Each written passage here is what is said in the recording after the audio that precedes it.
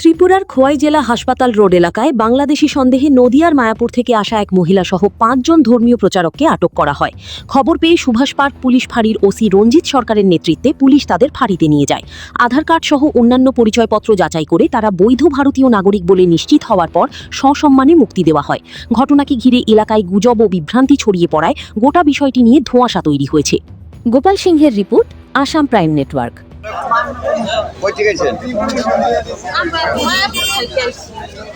I card আছে? আপনার I card আছে কিনা? আমরা কোথায় যাবেন? আরে আমরা কই যাবো যে ধর্মস্থানে আপনারা কি বাংলাদেশে এসেছেন নাকি? হ্যাঁ, তাহলে আপনাদের কেন আটকালো পুলিশ?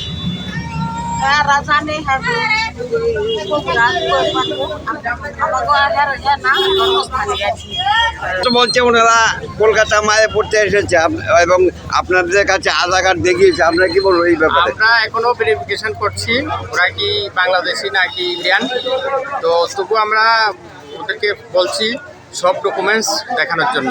যে ডকুমেন্টসগুলি আমাদেরকে দেখাচ্ছে সেগুলি আমরা ভেরিফাই করছি এগুলি আসলে অথেন্টিক কিনা।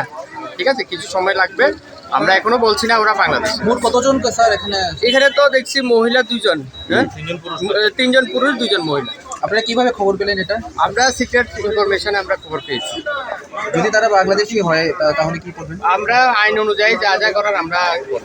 এটা কোন জায়গাতে? এটা খোয়াই হসপিটাল, যে ডিস্ট্রিক্ট হসপিটাল আছে এটা ঠিক সামনে।